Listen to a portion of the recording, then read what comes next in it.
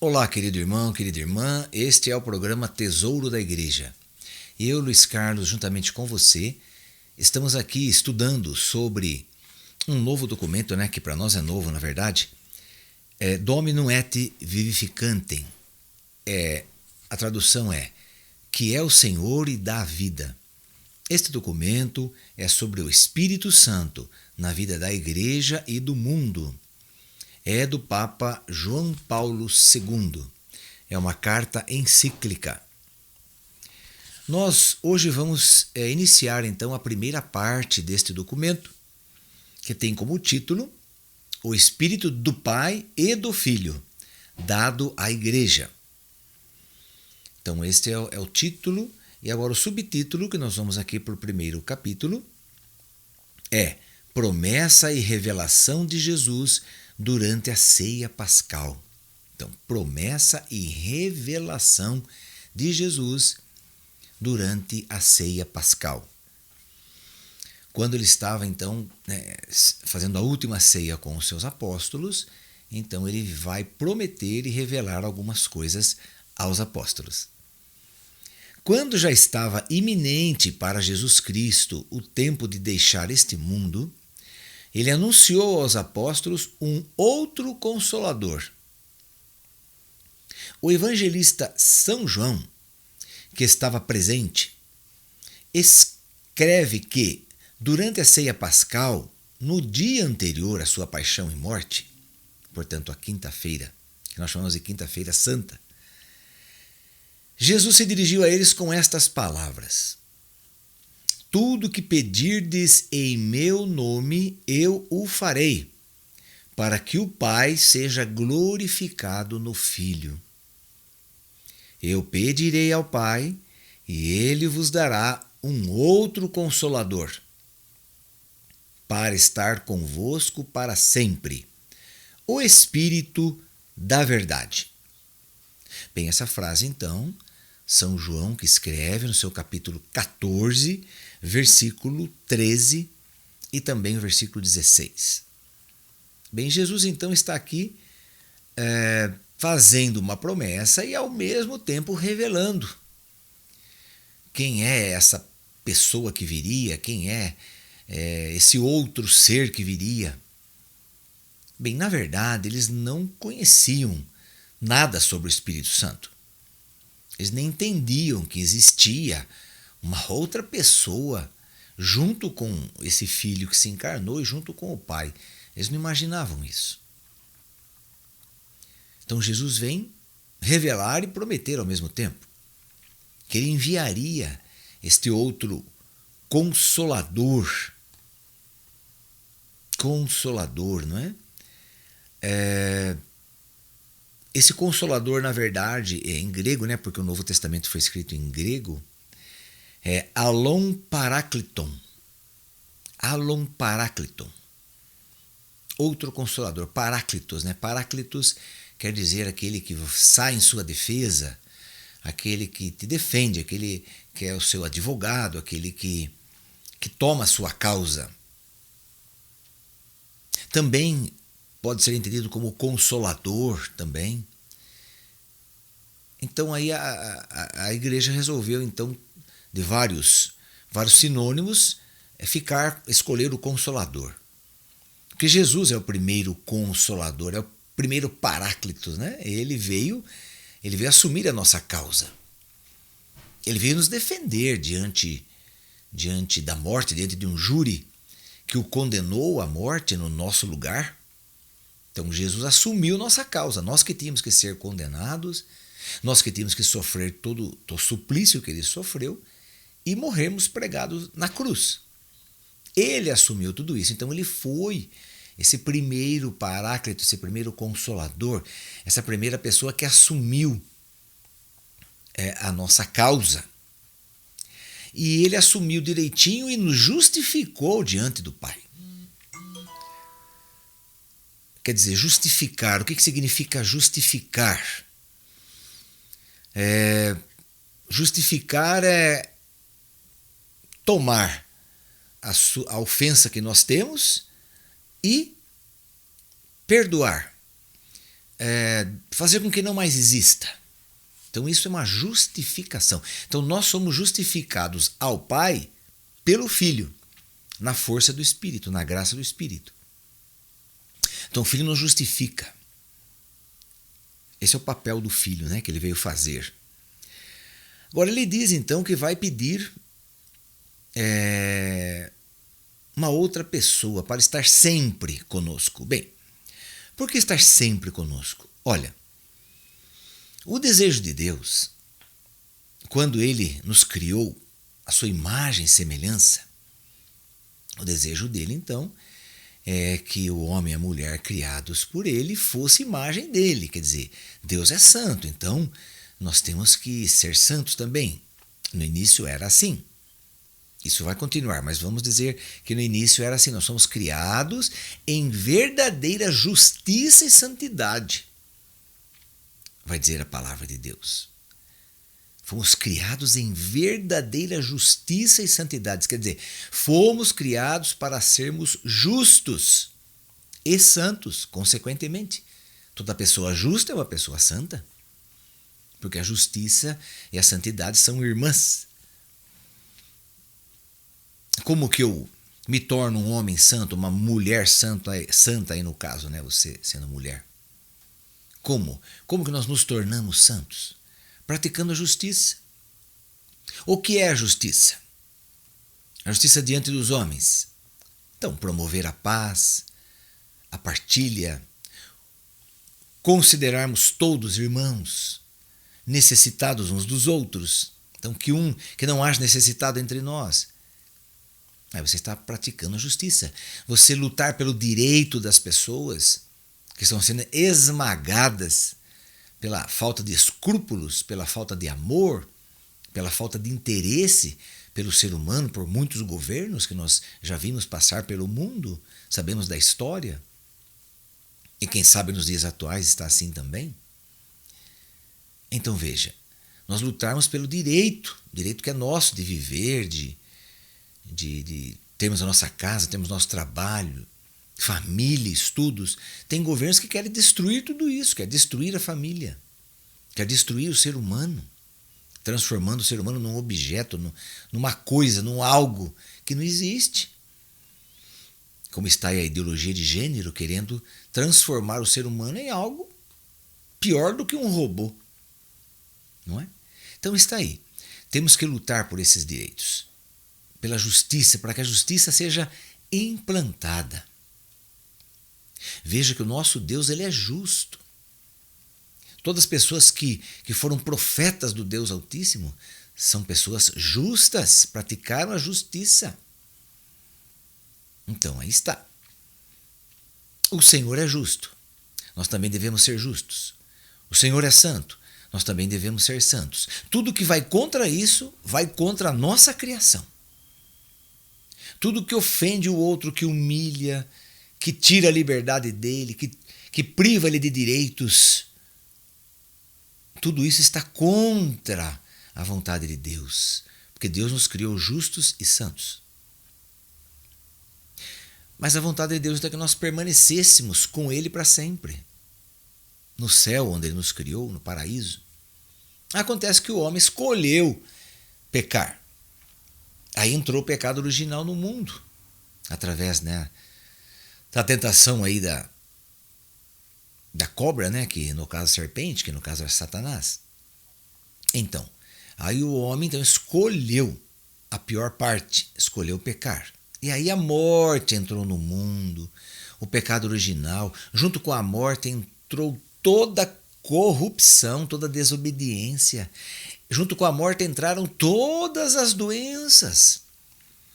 Doenças que nós nem sabemos que existe e que vai aparecer ainda no mundo.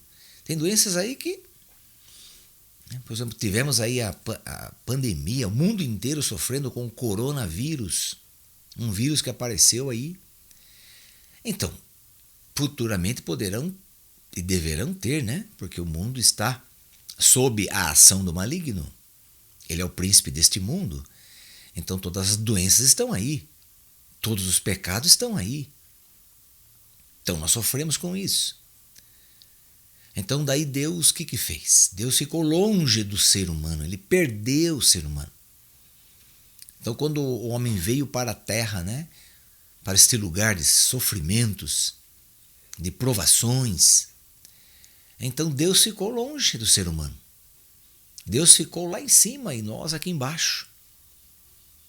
Então Deus para nós, né? Vamos dizer assim, Deus estava para nós, estava longe de nós. Quando o Filho, o Verbo de Deus, o Logos, se encarnou, ele se chamou Emanuel. Passou a se chamar Emanuel. O que quer dizer Emanuel em hebraico? É o Deus. Manu, junto. Emanuel. Deus conosco. Então, traduziu Deus conosco. Então, Deus já não está mais longe de nós, mas veio se tornar nosso vizinho. Veio morar na casa ao lado. O tempo de Jesus foi assim. Jesus morava no vizinho de tantas pessoas. Ele foi vizinho de tanta gente, não é verdade? Então Emanuel, Deus conosco. Agora Jesus diz aqui que ele não podia ficar para sempre conosco. Não podia ficar, ele ia embora. Mas ele enviaria alguém que ficaria eternamente. Então o Deus Pai estava longe de nós por causa do pecado. Jesus encurtou essa distância do Pai entre nós, não é? Ele encurtou, ele se tornou o intermediador. Ele se tornou o intercessor. Ele se tornou o nosso justificador. Ele veio morar com a gente. Assumiu nossa forma humana. Ele que era só divino.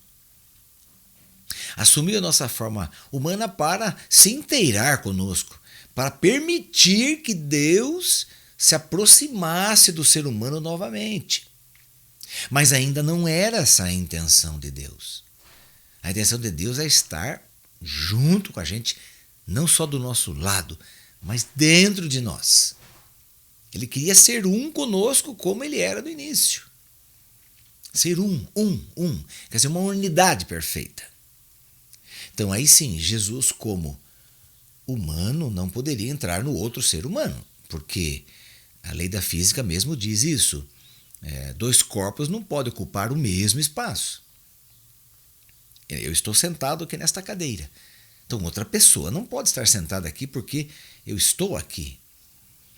Então é isso, dois corpos não ocupam o mesmo espaço. Então ele teria que enviar alguém que não tivesse corpo. Corpo humano, quero dizer. Então aí ele enviaria o Espírito Santo, que estaria eternamente conosco. E onde? Pelo batismo, dentro de nós. Então, pelo batismo, o Espírito Santo passa a ser nosso hóspede. Ele passa a morar dentro de nós. E junto com o Espírito Santo vem quem? Vem o Filho e vem o Pai. Então, a Trindade está presente em nós pelo batismo. É isso que o Pai queria. E o Filho veio realizar isso, conseguiu realizar na força, na graça, no poder, na glória do Espírito Santo. Então, por isso que ele não via a hora de enviar esse Espírito Santo. Ele não via a hora, porque ele sabia também. Outra coisa, né? Que os apóstolos, todos eles e nós também, só seguiríamos a Jesus Cristo no seu Calvário, só seguiríamos a Jesus Cristo nas suas renúncias ao pecado e a busca pela santidade na força do Espírito. Se não for o Espírito Santo agindo dentro de nós, quem é que vai querer sofrer neste mundo? Porque eu digo a você, trilhar os caminhos de Jesus, andar nas pegadas de Jesus, participar do mesmo rumo de Jesus, é sofrimento, é humilhação, é provação, é renúncia. Nós temos que renunciar ao que mais nós gostamos de fazer. Todo ser humano gosta de fazer o que é errado, de pecar. Quem que não gosta de falar mal dos outros, fazer uma fofoquinha? Quem que não gosta de ser aclamado, né? De ser de receber uma glória e receber palmas e aplausos, etc. Quem que não gosta de ter um nome famoso, de ser renomado diante da sociedade, todos o tratarem bem pelo que a pessoa é, eu sou isso, eu sou aquilo, então as pessoas tratam bem. Quem que não gosta disso? Então o nosso orgulho, arrogância, prepotência, fala alto. Quem que gosta de ficar dando dinheiro para ajudar os outros? Ninguém gosta disso. Ninguém gosta e ninguém quer fazer isso. Ajudando aí as entidades, ajudando aqui a comunidade cantante no projeto social, que nem nós. Nós que não ganhamos nada, que né, nós somos do conselho, né? Tomamos conta da comunidade, da Fundação João 23. Então, o que nós ganhamos com isso? Ganhamos algum dinheiro? Não. Ganhamos alguma propina, algum ágio, algum valor? Não. Nós trabalhamos e gastamos, inclusive, o nosso dinheiro, né? Gastamos com combustível, com a compra de tantas coisas que fazemos. Vemos que não está vindo dinheiro, a gente acaba comprando para ajudar. Então, e ajudamos isso, ajudamos aquilo, ajudamos na igreja, pagamos o dízimo, tantas coisas. Queremos fazer o bem às pessoas, queremos ver todas as pessoas bem. Então, mas por que nós estamos fazendo isso? Sem ganhar nada. Então, o mundo não entende isso, as pessoas aí fora não entendem isso. Então, o Espírito Santo nos move a fazer isso. Então, por isso que Jesus queria enviar o Espírito Santo. Porque ele foi o homem, o segundo homem, nós chamamos na teologia, o primeiro homem foi Adão, o homem carnal, o homem desobediente. Então, o primeiro homem, Adão, desobediente. O segundo homem, encarnado, porém, homem espiritual, vivia pelo Espírito. Esse foi o homem obediente, porque vivia pelo Espírito, o Espírito da verdade, o Espírito da obediência. Chama-se Espírito de Deus, mas também Espírito de Cristo. Porque Jesus diz, eu vou enviar o que é meu. Quando eu for para o céu, de lá eu vou enviar o que é meu. Então, o meu Espírito. Então, aí está. Então, ele enviaria o Espírito da verdade, porque Jesus é a verdade. Ele falou, né? Eu sou o caminho, a verdade e a vida. Então, se ele é a verdade, ele tem que enviar o Espírito dele, o Espírito da verdade, para permanecer sempre com a gente. Então, esse Espírito faz com que nós conheçamos a verdade, entendamos a verdade e possamos viver nessa verdade. Que é o amor pelas pessoas, o amor ao próximo, amar a Deus sobre todas as coisas, amar ao próximo como a ti mesmo, assim como fez o samaritano. Então, partilhar, ajudar as pessoas, evangelizar. Tudo isso nós fazemos por amor a Jesus Cristo, por obediência. Então ele sabia que só enviando o Espírito Santo dele, nós seríamos obedientes. E ainda é difícil, hein? Porque ainda dentro de nós o pecado fala muito alto, o orgulho, a arrogância, a prepotência, o egoísmo fala muito alto ainda dentro de nós. Então a nossa luta contra o pecado é constante, é diária e a todo instante. Então por isso que Jesus fala, se alguém me quer seguir, renuncie-se a si mesmo, pegue a sua cruz e siga-me. Agora, estou seguindo Jesus, que maravilha. Que maravilha? O caminho de Jesus é sofrimento, é passar pelo Calvário. Jesus não falou que quem seguisse ele iria caminhar sobre pétalas de rosas, que não iria ter mais problemas, que todos os seus problemas estavam resolvidos. Não. Quem fala assim é o mentiroso, é o caluniador, é o pai da mentira, que é Satanás. Ele que engana as pessoas. Jesus nunca enganou ninguém. Nunca. Então aí está. É precisamente, então, o Papa vai dizer para nós aqui, o Papa João Paulo II, é precisamente a este Espírito da verdade que Jesus chama de o Paráclito. Paráclitos, que quer dizer consolador, intercessor ou advogado. E diz que é um outro consolador, o segundo, Porque ele mesmo, Jesus Cristo, é o primeiro Consolador, sendo o primeiro portador e doador da Boa Nova. O Espírito Santo que vem depois dele e graças a ele, para continuar no mundo, mediante a igreja, a obra da Boa Nova da salvação. Então é o Espírito Santo que nos faz anunciar, como estou fazendo aqui. Estou anunciando a Boa Nova através de uma carta encíclica de um Papa. Eu, Luiz Carlos, estou anunciando a Boa Nova.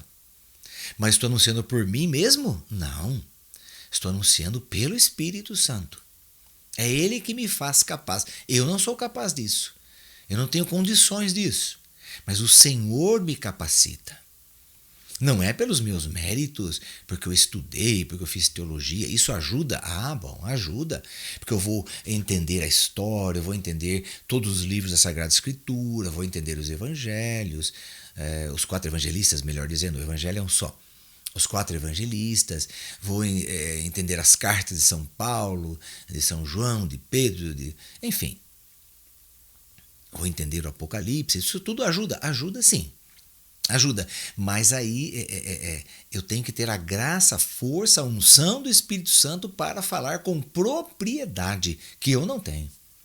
Eu tenho conhecimento de estudos, mas propriedade para falar em nome de um Deus, eu não tenho. Eu tenho que receber de alguém. É um dom que esse alguém me dá. E esse alguém é o Espírito Santo. Ele me dá o dom, ele me capacita, ele me unge para poder falar em nome dele, em nome de Jesus, em nome do Pai, não é? Ele que capacita todos os sacerdotes, diáconos, bispos, o Papa, né, os cardeais. Ele que capacita todos os evangelizadores, todos os pregadores da palavra de Deus, todos os missionários. É ele que capacita. É ele que forma a comunidade. Por exemplo, a comunidade cantática é uma nova comunidade, como é chamada dentro da igreja. A partir do Concílio Vaticano II, surgiram as novas comunidades dentro do movimento da renovação carismática católica. Então, a comunidade cantática é uma nova comunidade que surgiu pela graça, pelo desejo do Espírito Santo. Que ela existe ela tem um carisma específico, ela tem um propósito de existir. Deus criou a comunidade cantate para um propósito. E esse propósito, esperamos em Deus que estejamos fazendo. Com todas as nossas falhas e pecados e tudo mais, esperamos em Deus que estejamos dando conta do recado, nem que seja um pouco, pelo menos, do que Ele pensou para nós. Não é? Então, nesse intento, então, que o Espírito Santo vem continuar no mundo que Jesus começou. Jesus trouxe a Boa Nova, trouxe o Evangelho, né? Euangelion quer dizer boa notícia. Então Jesus veio trazer a boa notícia. A má notícia nós já conhecíamos, não é? Agora, desta continuação da sua obra por parte do Espírito, quer dizer, da obra de Jesus por parte do Espírito Santo, Jesus fala mais de uma vez durante o mesmo discurso de despedida, preparando os apóstolos reunidos no cenáculo, cenáculo quer dizer sala de cima, para a sua partida, isto é, para a sua paixão e morte na cruz. As palavras a que nos iremos referir aqui encontram-se no Evangelho de São João. Cada uma delas acrescenta um certo conteúdo novo ao anúncio e à promessa acima referidos. E, ao mesmo tempo, elas estão encadeadas intimamente entre si, não só pela perspectiva dos mesmos acontecimentos, mas também pela perspectiva do mistério do Pai, do Filho e do Espírito Santo, o qual talvez em nenhuma outra passagem da Sagrada Escritura tenha uma expressão tão relevante como aqui, como no Evangelho de João.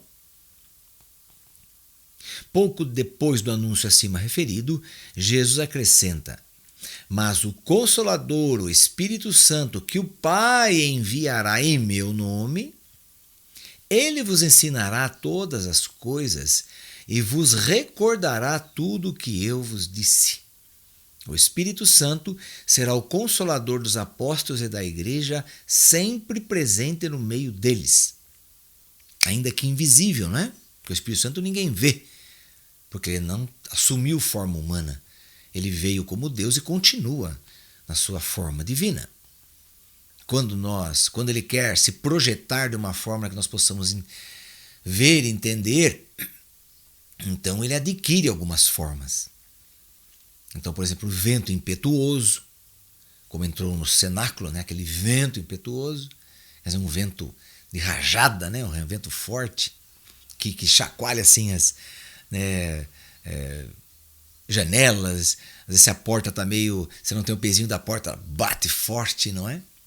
Então esse é o vento impetuoso. Sentimos, não vemos, mas sentimos. Mas daí também viram línguas de fogo repousando sobre todas as pessoas que estavam no cenáculo. Quer dizer, eu vi repousar na sua cabeça, por exemplo, e você viu repousar na minha cabeça. Então, também uma manifestação do Espírito, o fogo. E aí ele se manifesta como luz, como água.